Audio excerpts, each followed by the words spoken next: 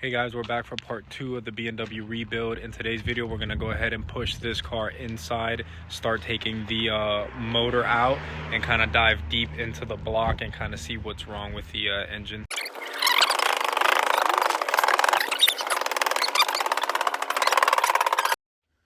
Alright guys, so here we actually went ahead and took everything out and we began to pull the motor. I originally wasn't going to document everything, so my bad for not showing you guys exactly what I did to get the motor ready to pull. So what I basically did was I removed the exhaust, I removed the drive shaft, I removed the transmission, then I went to the front and I removed the radiator. I disconnected the entire engine harness. Obviously, I removed body parts of the car like the headlights, the bumpers, the hood. I just made it super easy for this thing to come out of the car. And then all I did was unbolt the engine mounts, and I didn't disconnect the AC condenser. I just unbolted it from the engine and kind of moved it over to the side, and she came right out.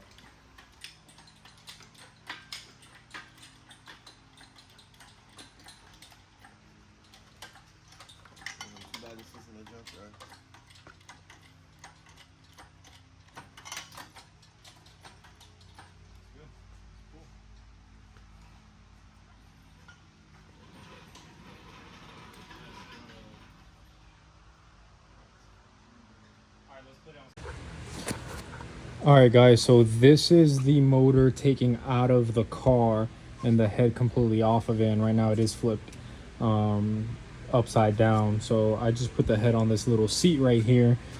The entire head is in perfect condition. Nothing happened to the head. I already inspected all of these little bearings, all the springs, everything, the turbo.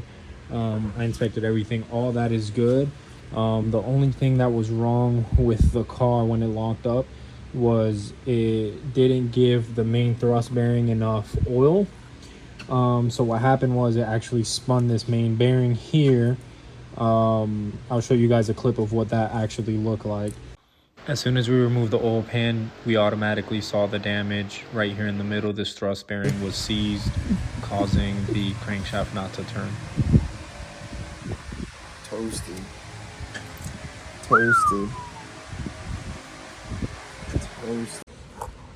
So I don't know if you guys could tell from the video, but this is actually the main thrust bearing that it spun. So as you guys can tell, you see all the copper showing. It was pretty bad. It just got no oil, so it took mostly metal from the crankshaft, not really from the block side. So they actually said the metal on the block was still in spec. So they just kind of resurfaced it all.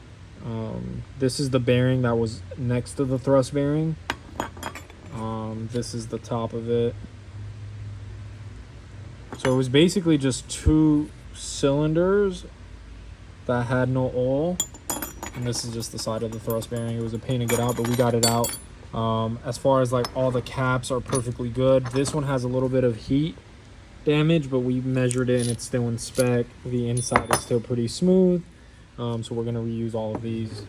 What I did end up doing was reordering all the bolts because these are one-time use, and these are just some of the bearings that I bought. Let me go ahead and actually show you guys the crankshaft. I actually have it up front. So this is the crankshaft that I used, or that I took. This is the crankshaft that I took out of the blown motor. So as you guys can tell, this is where the main thrust bearing went, and you see all the copper. It basically got no oil in there, and then the bearing spun and it just started eating out at this metal, and obviously it got so hot with no lubrication that it warped the crankshaft. But it was pretty much just this one, and like as you guys can see, just a little bit of this one, and the rest of them are smooth like butter. So I ended up just mostly having to resurface these two, but I'm pretty sure they said they did all of them just to be safe. I went ahead and bought a brand new crankshaft from BMW, just because I didn't want to deal with, you know, this being warped due to the heat and it not being in spec. So I just ended up buying a new one.